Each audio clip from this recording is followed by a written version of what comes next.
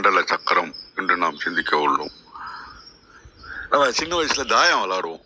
இந்த கட்டம் போட்டு காயினை வச்சுக்கிட்டு 2 இதை உருட்டி இந்த காயின் அப்படியே மூவ் ஆகும். அப்படியே உள்ளே போனவொடனே பதம் பெறுவோம். இது ஒரு விளையாட்டு.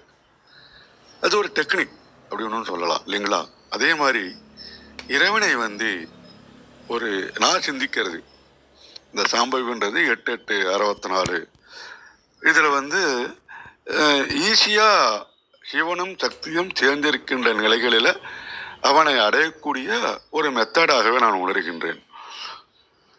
இதில் 4 இதை விந்து, நாதம், சிவம், சக்தி அப்படின்றது இந்த படம் ஒன்று போட்டிருக்காங்க. அதில் அவர் குறிப்பிட்டு காமிச்சிருக்காங்க இந்த விளக்கத்தில். இதில் நம்ம விந்துவையை எவ்வளோ அறிஞ்சு கொள்கின்றோமோ அந்த எஃபெக்டை நம்ம புரிஞ்சு கொள்ள புரியாத மக்கள் நம்மளை தொழுது நிற்பார்கள் அப்படின்னு ஒரு உணர்தலை கொடுக்கறதா நான் உணர்றேன். மிக்க நன்றி. வாருங்கள் ரத்னகுமார் ஐயா. வணக்கம். நன்றிங்க. திருச்சிற்றம்பலம். திருமூலர் திருவடிகள் போற்றி போற்றி.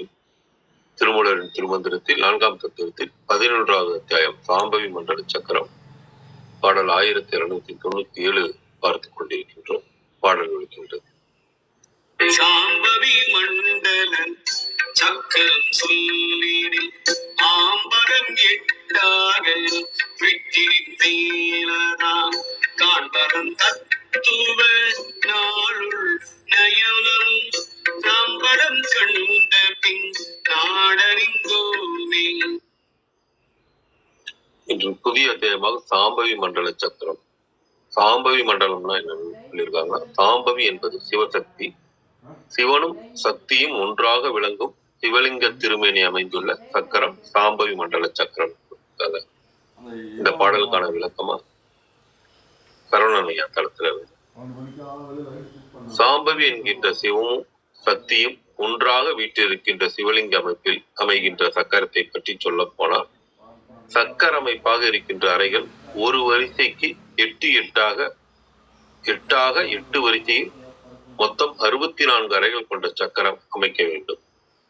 அதன் பிறகு அதற்கு நடுவில் இருக்கின்ற மேன்மையான 4 அறைகளுக்குள் சிவம், சக்தி, விந்து, நாதம் ஆகிய 4 தத்துவங்களையும் அமைக்க வேண்டும். இப்படி 64 அறைகள் கொண்ட இந்த சக்கர அமைப்பை மானசீகமாக தமக்குள்ளேயே வரைந்து அதை உணர்ந்து தரிசித்த சாதகர்கள் சிவலிங்க அமைப்பில் இருக்கின்ற சாம்பவி மண்டல சக்கரத்தை அறிந்து கொள்ளலாம். இதன் உட்கருத்தாக சாதகர்கள் மானசீகமாக பாடலில் குறிப்பிட்டு உள்ளபடி 64 அறைகள் கொண்ட சக்கரத்தை அமைத்து அதன் 4 மூலைகளிலும் 4 சிவலிங்கங்களாக அமைத்து அதற்கு நடுவில் சிவம், சக்தி தத்துவங்களை ஒரே ஒரு சிவலிங்கமாகவும், விந்து தத்துவமாக ஓம் மந்திரத்தை அமைத்து, நாத தத்துவமாக அந்த ஓம் மந்திரத்தை அசவையாக சொல்லி தியானித்தால் சாம்பவி மண்டல சக்கரத்தை அறிந்து கொள்ளலாம் அப்படின்னு சரவணத்துல கொடுத்துருக்குறாங்க. ரொம்ப கௌரியமா வணக்கம். வாருங்களா. நன்றிங்க. அருமையா இருந்தது. ஐயா சொன்ன அந்த தாயம் விளையாடுறதும் அதுவும் யோசிச்சு பாக்குறதுக்கு நல்லா இருந்தது. அருமையா இருந்தது. அனைவருக்கும் அன்பு வணக்கம். ஓம் நந்தியம்பெருமான் திருவடி போற்றி. ஓம் திருமூலர் திருவடி போற்றி. ஓம் நம சிவாய. இன்றைக்கான மந்திரம் 1297. சாம்பவி மண்டல சக்கரம் சொல்லிடில் ஆம்பதம் 8ஆக விட்டிடின் மேலதாம் காண்பதம் தத்துவம் நாளுள் நயனமும் நாம்பதம் கண்டபின் நாடறிந்தோமே. இதுக்கான commentary. Within the 8 chambers of this chakra are the beatific stations of Shiva, Shakti, Nada and Bindu. When Bindu becomes our awareness, we gain true vision. இப்போ சாம்பவி மண்டலம் தான் இன்னைக்கு பார்க்குறோம். சாம்பவி மண்டல சக்கரம்னாலே சிவலிங்க சக்கரம். சிவலிங்க சக்கரம் என்னன்னா அந்த லிங்க தத்துவம், அதாவது சதாசிவ சக்கரம். சிவமும் சக்தியும் சேர்ந்த நிலை சிவசக்தி சக்கரம்னு சொல்லலாம். இத அது சாம்பவி மண்டல சக்கரம் சொல்லிடில் அதை சொல்லணும்னான்றதான் ஃபர்ஸ்ட் லைனு. சாம்பவி மண்டல சக்கரத்தை பத்தி சொல்லணும்னா ஆம்பதம்னா அது அமைக்கும் முறை 8ஆக விட்டிடின் மேலதாம். எட்டாக நம்ம இது படம் வந்து இந்த வாட்ஸ்அப்லேயே காமிச்சிருந்தாங்க. ஐயா அனுப்பிச்சிருந்த, லயன் ஐயா அனுப்பிச்சிருந்த அந்த வாட்ஸ்அப்லேயே அந்த 8 அறைகள் கொண்ட லிங்க வடிவாக பார்த்துருந்தோம். மேல இருக்கிறதுல ஒன்றும், கீழே அந்த பீடம் வந்து ஒரு 3ஆவும், அதுக்குள்ள திரும்ப பேஸ் வந்து திரும்ப 3ஆவும், மொத்தம் 8 அறைகள் கொண்டதாக அந்த லிங்க வடிவம் இருந்ததா பார்த்தோம். நான் அதை இங்க எடுத்துக்கிறேன். 8 விட்டிடின் மேலதாம், அதுவே மேலானதாக இருக்கும். காண்பதன் தத்துவம் நாளுள் நயனமும். இங்க தத்துவம் வந்து இந்த சிவலிங்க தத்துவமே எப்படி வந்தது அப்படின்னு பார்த்தா, சக்தியில இருந்து சிவம்ல இருந்து தான் சக்தி வந்திருக்கும். சக்தியில இருந்து நாதம், நாதத்துல இருந்து விந்து. இந்த இந்த இந்த நாளுக்கு அப்புறம் வந்து வர்றதுதான் சிவலிங்க தத்துவம். இத வந்து நம்ம சயின்ஸா பார்க்கணும்னா ஒரு ஸ்பேஸ் தான். ஸ்பேஸ்ல ஒரு அசைவு ஏற்படுறதா சக்தி. அந்த அசைவுல இருந்து வர்ற அதிர்வு தான் நாதம். அந்த அதுல இருந்து வர்றதுதான் ஆற்றல், அதுதான் விந்து. அதுல அந்த அதிர்வும் ஆற்றலும் அந்த சக்தி சிவமும் சேர்ந்து எல்லாம் சேர்ந்த வர்றதுதான் லிங்கம். லிங்கம் தான் சதாசிவம், சிவசக்தி தத்துவம். அதனால அந்த 4 தத்துவத்துல நயனமும், அதுல நயனம்னா கண்கள், அதுல கண்ணா நாம் பதம் கண்ட பின். நாம் பதம்னா சிறப்பு, தகுதி, அந்த மாதிரி. அதோட சிறப்பை கண்ட பின் நாடறிந்தோமே.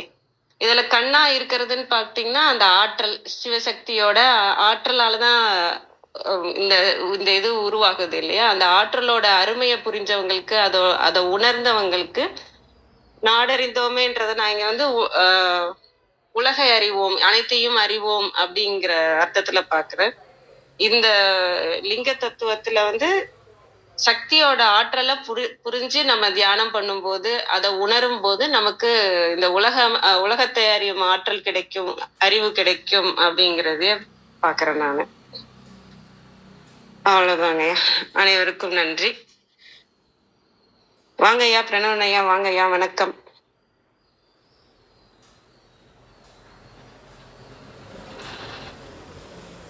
வேற யாரும் இருக்காங்களா? கிருத்திகாமா வந்திருக்காங்களா? வரல. பாருங்க, இதுல எனக்கு எதுவுமே தெரியாது. இதுல என்னன்னா 2 விஷயம்தான் நான் சொல்லணும்னு நினைச்சேன். ஒண்ணு, இத வந்து நம்ம மானசீகமா அப்படிங்கிறத மனசுக்குள்ளார இத வந்து அமைக்கணும் அப்படிங்கிறதும், அதே நேரத்துல இந்த சாம்பவி அப்படிங்கிறதே வந்து அம்பாளுக்குரிய ஒரு நாமம். அது அபிராமி அபிராமி அந்தாதியோட 50வது பாடல்ல இருக்கும். அந்த சாம்பவி மண்டல சக்கரத்தை பத்தி இப்பதான் சொல்ல தொடங்கி இருக்காரு. அதனால எத்தனை பாட்டு இருக்கோ எல்லா பாட்டும் கேட்கணும். இதுல புதுசா எதுவும் தெரியல. அதனால நான் கொஞ்சம் கொஞ்சமா கேட்டுதான் படிச்சுதான் கத்துக்கணும். நன்றி. நன்றிங்க ஐயா. கிருத்திகாமா வாங்கம்மா, வணக்கம்மா.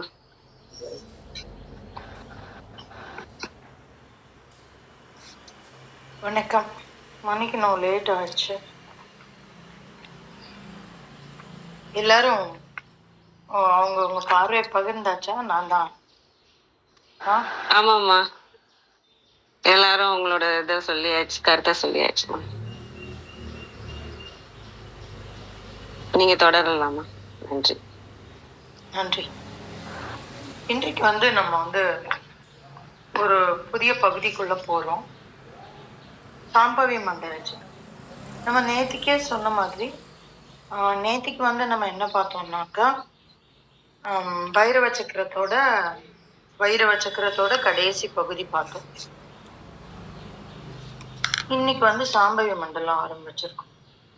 காலத்தோடு தன்னை மறந்து இருக்கக்கூடிய அந்த ஒரு புத்தி, இது எல்லாமே உத்திகள் இல்லையா?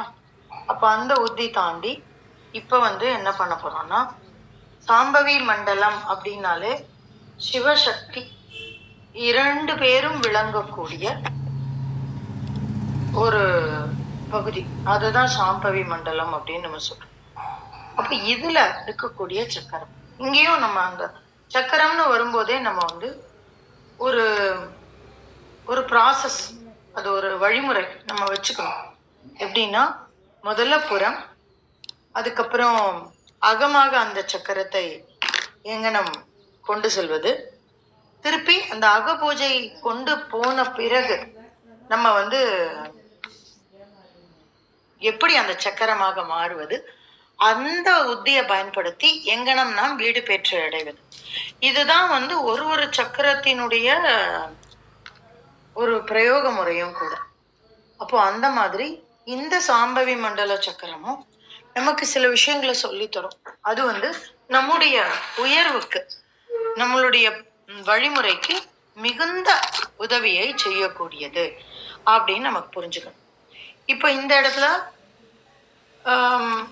நிறைய பேர் சொல்லுவோம், இந்த லிங்க திருமேனி அப்படின்னு சொல்லி இந்த உள்ளுக்குள்ள இந்த உண்ணாக்கு பகுதியில இருக்கக்கூடிய ஒரு இடத்த வந்து நம்ம வந்து லிங்கம் அப்படின்னு சொல்லுவோம். இப்போ நம்ம கோயில்ல பாத்தீங்கன்னா அம்மையப்பரா நம்ம வழிபடுறதே யாருதான் அப்படின்னாக்க அந்த சிவலிங்க திருமேனி, ஆவுடையோடு கூடிய அந்த சிவலிங்க திருமேனி. ஏன்னா அந்த சிவலிங்க திருமேனியில 2 இருக்கும். ஒண்ணு பானலிங்கம்னு சொல்லக்கூடியது, இன்னொன்று ஆவுடை என்று சொல்லக்கூடியது. அப்போ பீடமாக விளங்குகின்ற சக்தி, அந்த பீடத்தில் அமர்ந்திருக்கிற பானம், இந்த 2ஐயும் தான் நம்ம வந்து சிவலிங்க திருமேனியை நம்ம கொண்டாடுறோம். இந்த இடத்துல வந்து கிட்டத்தட்ட அதை வந்து நம்ம மனசுக்குள்ள உருவகம் பண்ணிக்கலாம். இந்த அடிப்படையை மனசுல வச்சுட்டு நம்ம இன்றைய பாடலை பார்க்கலாம். இன்றைய மந்திரம் என்ன சொல்றதுன்னா 1297.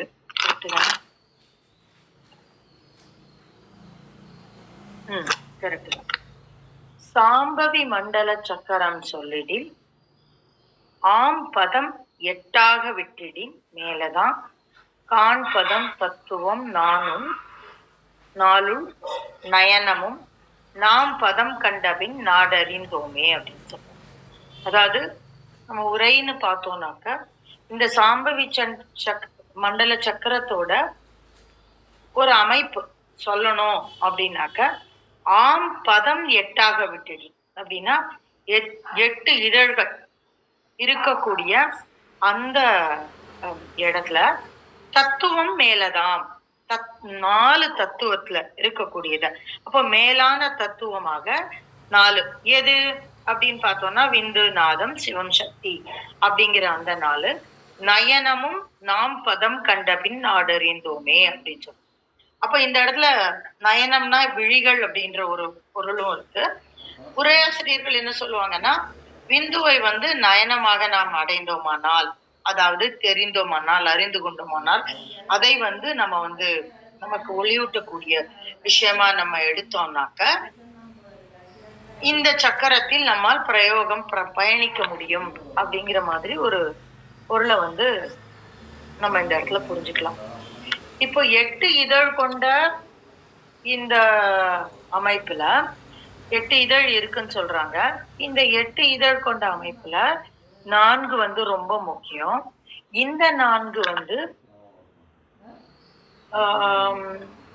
எதெல்லாம் சிவம், சக்தி, நாதம், விந்துன்னு சொல்றோம். அதுல வந்து நம்ம வந்து விந்துவை பற்றிக்கொள்கிறோம் அப்படிங்கிற ஒரு அமைப்பை வந்து இந்த இடத்துல சொல்றாரு. இதற்குன்னு ஒரு பிரயோக சக்கரம் இருக்கு. இதுவும் சொல்ற மாதிரி கட்டங்களோடு கூடி எந்த கட்டத்துல பஞ்சாட்சரம் அமையும், எந்த கட்டத்துல அந்த 8 இதழ் அமையும், 4 இதழ் அமையும், இதெல்லாம் வந்து பின்னாடி வரக்கூடிய 2 மந்திரங்கள்ல வந்து ரொம்ப முக்கியமா அந்த இடத்துல அமைப்ப சொல்லுவாரு. அப்ப சொல்றதுதான் பொருத்தமா இருக்கும். மொத்தத்துல ஒரு தயாரிப்பு பண்றாரு நம்மள. இந்த இடத்துல அம்மையோடு கூடிய அம்மையப்பரின் சக்தியை வந்து நம்ம உணரலாம். அதற்கு உண்டான ஒரு வழிமுறை அப்படின்னு நமக்கு ஒரு முன்னுரை கொடுக்கிறார். இந்த சாம்பவி மண்டல சக்கரத்துல முதிரைகள் வந்து ஒரு சில இந்த நம்ம சொல்லக்கூடிய சாம்பவி முதிரை அப்படின்னு ஒரு பகுதி ஒண்ணு உண்டு. அத வந்து நிறைய பேரு ரொம்ப பிரயோக முறைக்கு கொண்டு வந்ததுல வந்து ஈஷா யோகா வந்து ரொம்ப முக்கிய பங்கு. அவங்க வந்து இந்த சாம்பவி முத்திரைய வந்து நிறைய பிரயோகம் பண்ணி நிறைய பேருக்கு எடுத்துட்டு போனாங்க. அந்த சாம்பவி முத்திரைக்கும் இந்த சாம்பவி மண்டல சக்கரத்துக்கும் என்ன ஒரு தொடர்பு இருக்கு அதுங்கிறத இந்த மந்திரத்தோட முடிவுல வந்து நம்ம பார்க்கலாம். உண்மையிலேயே ரொம்ப அற்புதமான ஒரு விஷயம் அது. நல்லா இருக்கும். அத வந்து நம்ம இத படிச்சுட்டு இந்த மந்திரத்தை உள்வாங்கிட்டு நம்ம வந்து திருமூலர் சொல்றதை வச்சுட்டு நம்ம அதை வந்து பார்க்கும்போது நமக்கு இன்னும் அதனுடைய அடிப்படைகள் நிறைய புரிய ஆரம்பிக்கும். ஸோ அந்த சாம்பவி முத்திரை அப்படிங்கிறது அதுலயும் 2-3 வகை இருக்கு. பண்றவங்க வேற வேற விதமா பண்றவங்களும் இருக்காங்க. ஸோ எல்லாமே நம்ம வந்து வரப்போற பகுதிகளில் பார்க்கலாம். நன்றி நண்பர். நன்றிங்க அம்மா, அருமையான விளக்கமா இருந்தது. வேற யாருக்காவது ஏதாவது கருத்துக்கள் கேள்விகள் இருக்குங்களா?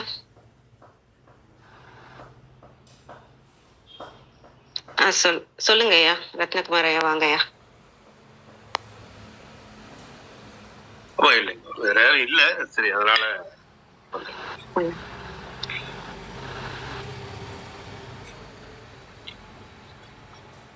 சொல்லுங்க ஐயா.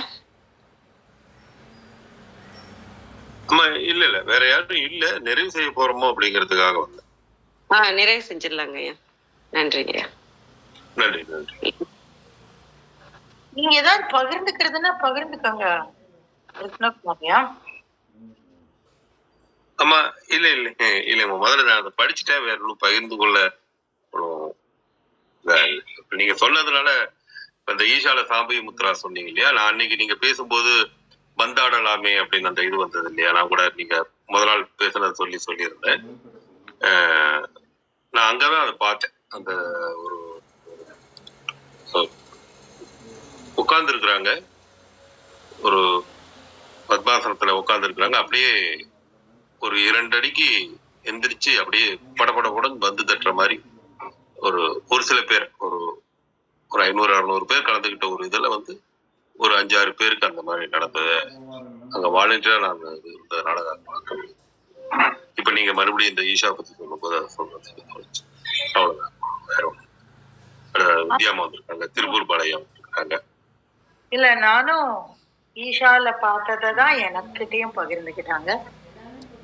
நான் நேரடியா பார்க்கல, ஆனா நானும் அதுதான். ஆனா இந்த மாதிரி பயிற்சி வகுப்புல பகிர்ந்துன்னு வந்து இல்ல, தனிப்பட்ட பிரயோகம். ஒருத்தர் வந்து தனியா அறையில பண்ணதை வந்து நான் அறிந்தேன்.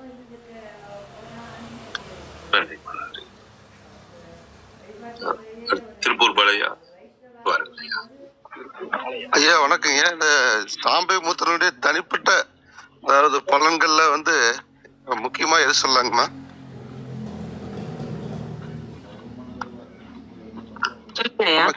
கேள்வி புரிஞ்சுக்கலாமா? இல்ல, இடையில பிரேக் ஆச்சு.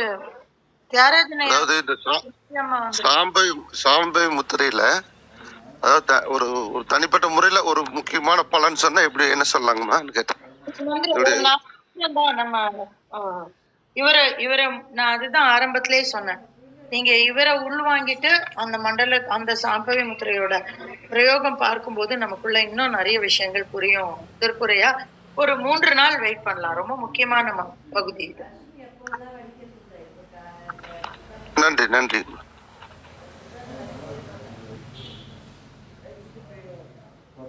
நன்றிங்கய்யா. விந்தியம்மா வாங்கம்மா. வணக்கம்மா.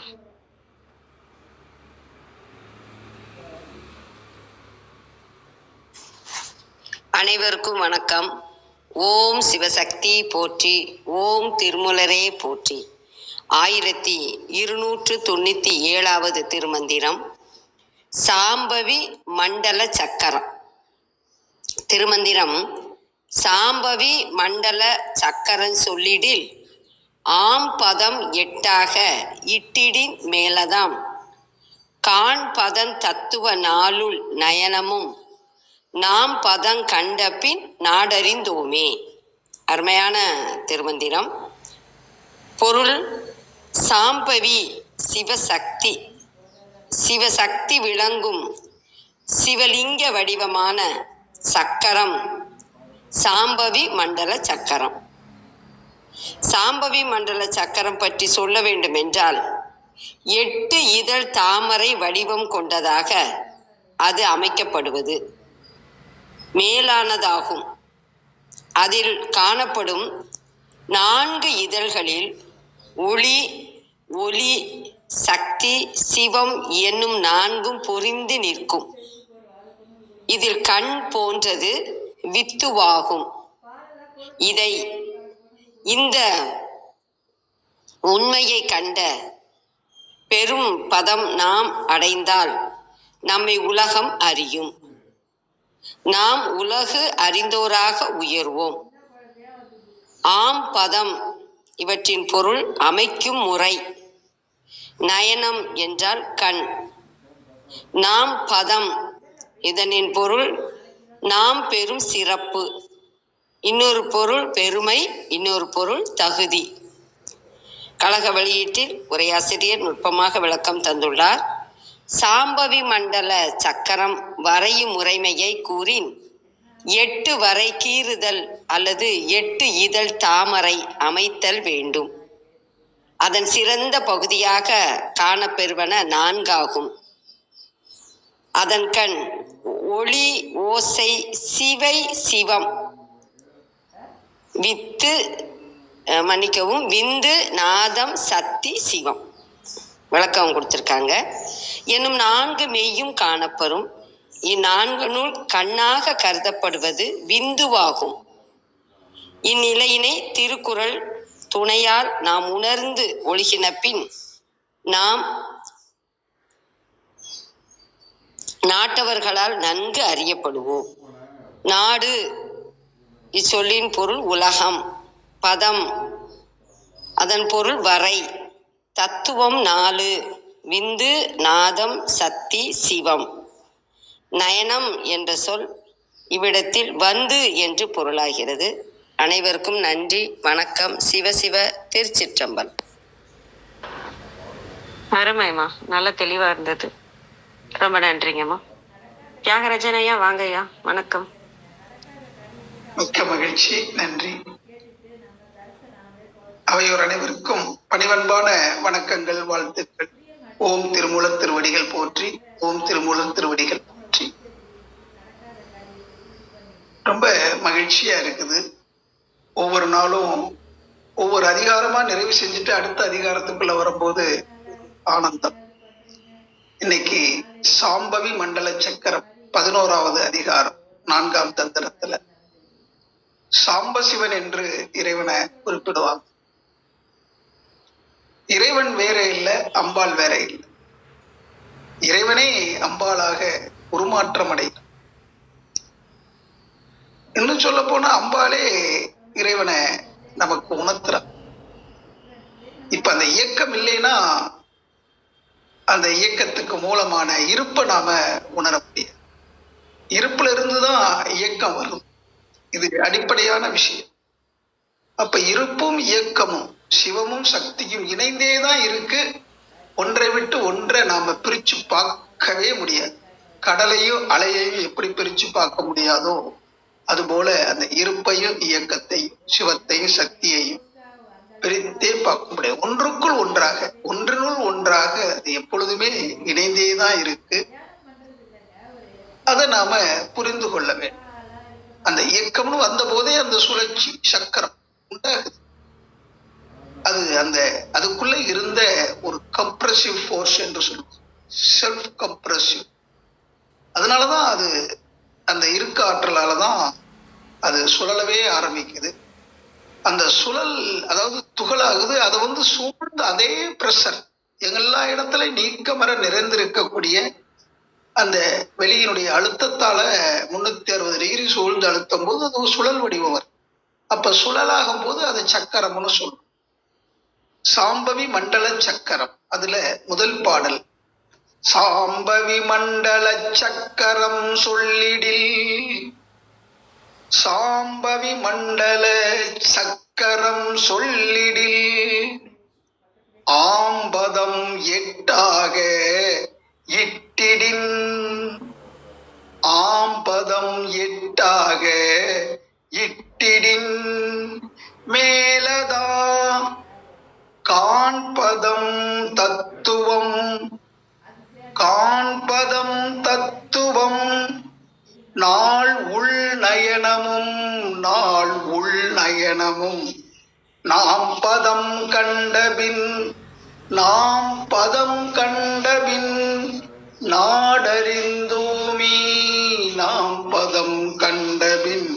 நாடறிந்தோமே ஒரு பதநிலை, பண்பட்ட நிலை. அந்த உயர்ந்த நிலை எப்ப நமக்கு கிடைக்குதோ, அறிவாட்சி தரத்துல உயர்ந்து நிற்கிறோமோ, அந்த பண்பாட்டுல அறம் வழியில நிலைத்து நிற்கிறோமோ, அப்ப எல்லாருக்கும் உரிய அந்த நாடு, அந்த தேசம் நமக்கு உணர்வாக கிடைக்கும். அது அறியறதுக்கு தான் உபதேசமே கிடைக்கும். அது ஞானிகள் மகான்களும் அது நமக்கு கொடுக்கிறார். நாடு அறிந்தோமே. அப்ப நாடு அறியணும்னா அதை நாடணும். ஒரு சினிமா பாடல் உண்டு, அது எதுக்கு சொன்னாங்களோ, ஆனா இதுக்கு பொருந்துமான்னு பாருங்க. நாடு அதை நாடாவிட்டால் ஏது வீடு. அப்ப நம்ம வீட்டை அறியணும்னா நாடணும். அந்த நாடாம எதுவுமே நமக்கு கிடைக்காது. நாடு அறிந்தோமே. அப்ப நாடு அறிஞ்சாதான் நம்ம வீடையே அறிய முடியும். அதுக்கு உள் நயனம்ங்கிறது, அந்த உள்ளுக்குள்ள இருக்கிற 4 விஷயங்கள் நமக்கு காட்சியாக தெரியுது நம்ம உடல்ல. அதாவது இந்த உச்சியிலிருந்து பாதை வரைக்கும் இந்த ஸ்தூல உடல் தெரியுது. ஸ்தூலத்துக்குள்ள உயிர் இருப்பதையும் உணர முடிகிறது. அந்த உயிர் இயக்கத்தால வரக்கூடிய அனுபவங்கள் எல்லாம் நமக்குள்ள இருக்கு. அப்பப்போ மூளை விரிச்சு காட்டி அது மனமாகவும் செயல்படுது. அந்த மனதிற்கு அடித்தளமாக இருந்து கொண்டு அந்த தெய்வம் இதை செய்ய, இது செய்யாதேன்னு அது புத்தியாக, மனமாக, சித்தமாக பல்வேறு வகையில அந்த அறிவு செயல்படுது. அதாவது இந்த புலன்கள் மூலமாக தொடு உணர் அறிவு, சுவை உணர் அறிவு, வாசனையை உணரக்கூடிய அறிவு, அதே மாதிரி வெளிச்சத்துல எல்லாத்தையும் அந்த பொருள் நிலையில பார்க்கக்கூடிய அறிவு, சத்தத்தை கேட்கக்கூடிய அறிவுன்றவள்ள, அதெல்லாம் சிந்தித்து பார்க்கக்கூடிய அறிவுன்றவள்ள 6 தன்மையில 6 அறிவாகவும் அந்த இறைநிலை செயல்படுது. இது எல்லாமே இயக்கத்தினாலதான். அந்த சாம்பவி என்ற அந்த தன்மை இல்லைன்னா இதெல்லாம் கிடையாது. எல்லாமே இதுக்கு அடிப்படை. 2 இணைந்த ஒரு தன்மை தான் அந்த பிரணவம் என்பது. அப்ப தூய வெளியும் நமக்குள்ள இருக்கு. அந்த இயக்கத்துல இருக்கக்கூடிய சத்திய சிவமும் தனித்தனியா, சக்தி சிவம், அந்த சக்தி சிவம் கூடிய ஒரு தன்மை. அதனால கிடைத்த அனுபவங்கள் எல்லாமே நமக்குள்ள இருக்கு. அதெல்லாம் கூர்ந்து கவனிக்கணும். கவனிச்சாதான் அது நமக்கு விளங்கும். அப்ப விளக்கம் எப்ப வரும்னா, நாம விளங்கி கொள்ளணும்னா அது அனுபவம் என்ஜாய் பண்ணணும். அப்ப ஆழ்ந்து அனுபவம் பெறும்போதுதான் அந்த அனுபவமே நமக்கு கிடைக்கும். இந்த சக்கரத்தினுடைய நிலைய நாம சொல்லணும். இந்த சிவம் சக்தி அந்த 2 இணைந்த அந்த தொகுப்பாக அந்த இயக்கத்தை நான் சொல்லணும் அப்படின்னு சொன்னா, 50 8ஆக இட்டிடின் அப்படின்றாங்க. அப்ப அந்த 8 என்ன அப்படிங்கறதெல்லாம் ஏற்கனவே பல்வேறு வகையில சொல்லியிருக்காங்க. அதெல்லாம் நினைவு கூர்ந்து பார்க்கலாம். அதோட மேலதான் காண்பதம் தத்து நாள் உள் நயனமும் என்று சொல்லும் போது, அது எல்லாத்தையும் தொகுத்து பார்க்கும் போது நமக்கு இந்த 4 தன்மைகள் நமக்கு உணர்வாக கிடைக்கிறது. ஏற்கனவே நான் சொன்னேன் இல்லையா, இந்த இந்த உடல் என்று சொல்லும் போது உடலுக்கு மூலப்பொருளான விந்துன்னு சொல்லிட்டாங்க. அதே மாதிரி அந்த இயக்கம் உயிர்னு, அந்த உயிரினுடைய விளைவாக வரக்கூடிய அந்த புலன்கள் மூலம் பெறக்கூடிய அனுபவங்கள், அதையெல்லாம் அறியக்கூடிய அறிவு என்ற வகையில அந்த நம்ம பார்க்கக்கூடிய பார்வை, நயனம் என்றாலே அந்த பார்வை அந்த மாதிரி நமக்குள்ள இருக்குது. அதனால இறைவன் தான் எல்லாமாக இருக்கிறான் அப்படிங்கிற அந்த கருத்தை நாம முதல்ல மனதுல வச்சுக்கிட்டு தான் எல்லாத்தையுமே சிந்திக்கணும். எல்லாத்துக்கும் அடிப்படை இறைவன் தான். அந்த சதாசிவ மூர்த்தி தான் அனைத்திற்கும் அடித்தளமாக இருக்கிறார் என்பதை வைத்துக்கொண்டு, அவரே அனைத்து சக்திகளுக்கும் இயக்கங்களுக்கும் மூலமாக இருக்கிறார் என்பதையும் புரிந்து கொண்டு, 8 என்று சொல்லும்போது ஐயா அடிக்கடி சொல்லுவாங்க, எப்போ முதல் பாடலைத்தான் நினைவு கூறணும்.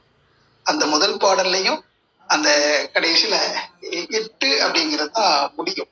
அதனால அதை ஐயா தெளிவாக சொல்லுவாங்கன்னு நினைக்கிறேன். ரொம்ப மகிழ்ச்சி. செய்மடுத்த அனைத்து அன்பு உள்ளங்களுக்கும் நன்றி. ஓம் திருமூல திருவடிகள் சரணம் சரணம் சரணம். நன்றி.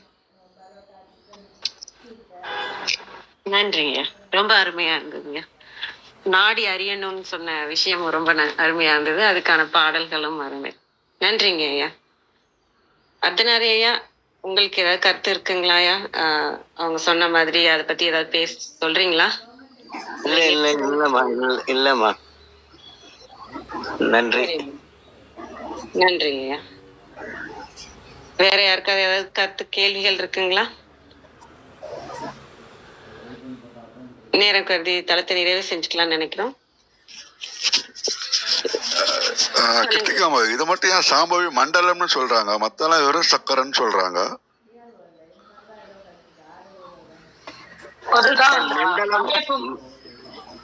ஆமா, நீங்க சொல்லுங்கம்மா, நான் அப்படி சொல்றேன். அந்த அமைப்பு, அந்த அது பொருந்தக்கூடிய அந்த இடத்த வந்து நம்ம வந்து ஒரு ஒரு என்ன சொல்றது, ஒரு புள்ளியா நம்ம பிரயோகிக்க. அது ஒரு பகுதி. அந்த பகுதியில ரொம்ப முக்கியமான அந்த விசுப்தின்னு சொல்லக்கூடிய அந்த இடத்தான் நம்ம சொல்ல போறோம். அதனால அந்த விசுப்திங்கிறத வந்து புள்ளி, இப்ப அநாகதம் அப்படின்னா நம்ம ஒரு புள்ளிய சொல்லிடுவோம். இந்த ஹிருதயஸ்தானம் அப்படின்னு நம்ம சொல்லிடுறோம் இல்லைங்களா? மணிப்பூரகம் அப்படின்னா இந்த இதுக்கு 2 சோலார் பிளக்ஸஸ்க்கு முன்னாடி நடுவுல இருக்கக்கூடியதுன்னு சொல்லிடுறோம். உந்திய வந்து சுவாதிஷ்டானம்னு சொல்லிடுறோம் மூலாதாரத்துக்கு. ஆனா விசுப்தின்னு சொல்லும் போது அது வந்து ஒரு இடம், அது ஒரு புள்ளி கிடையாது. அதனால அத வந்து அதை பத்தி பேச போறதுனால அத மண்டலம்னு சொல்றாங்க. நன்றி நன்றி. கிருத்திகா கரெக்டா சொன்னாங்க. அது மண்டலம் அப்படின்னா பகுதி அப்படின்னு அர்த்தம் சார். இப்ப தென்னிந்தியாவை வந்து தென் மண்டலம் அப்படின்னு சொல்லுவோம், தென் பகுதி அப்படின்னு அர்த்தம். அது மாதிரி சாம்பவி அந்த சக்கரத்தை பத்தி சொல்லக்கூடிய பகுதி. ஏன்னா சொல்லிடில் அப்படின்னு தொடங்குது பாருங்க, அதனால சொல்லக்கூடிய பகுதி அப்படின்னு அர்த்தம். அதே மாதிரி மண்டலம் அப்படிங்கிறதும் நவுனு, சக்கரம் அப்படிங்கிறதும் நவுனு. 2 பேர் வந்து ஒட்டி வந்தா அதை இலக்கணத்துல தமிழ்ல வந்து இரு பெயர் ஒட்டு அப்படின்னு சொல்லுவோம். மார்கழி திங்கள், இது 2மே இரு பெயர் ஒட்டு. அதே மாதிரிதான் இலக்கியத்துல வந்து 2 பேரு சேர்ந்து வரும். அதனால மண்டல சக்கரம் அப்படிங்கிறது வந்து 2 பேரு. மண்டலம்ங்கிறதும் பேரு தான், சக்கரம்ங்கிறதும் பேரு தான். சக்கரம்ங்கிறது என்னன்னா ஜென்ரலா பார்த்தோம்னா அது வந்து ஒரு இன்ஸ்ட்ருமெண்ட் அது ஆக்சுவலா. அதனால அதை சக்கரம் அப்படின்னு சொல்றோம். அந்த மண்டலத்தை சொல்றது அப்படிங்கிறது அநேகமா இது வந்து கிரியையில சேரும் சார். சரியை, கிரியை, யோகம், ஞானம் அப்படி இருக்கிற மாதிரி இது வந்து கிரியையில சேரும் அப்படின்னு நினைக்கிறேன். ஆனா அது நம்ம கன்ஃபார்ம் பண்ணாம சொல்லக்கூடாதுன்றதுனால நான் சொல்லல. மிக்க மகிழ்ச்சி ஐயா. நிச்சயமா அது கிரியை தான். ஏன்னா இறைவனுடைய செயல் தான். அதாவது இறைவனுடைய தன்மையில அந்த சுழல் வடிவாகுது இல்லையா, அந்த சுழற்சி என்று சொல்லும்போது சுழலக்கூடியதெல்லாம் நம்ம சக்கரம்னு சொல்றோம்.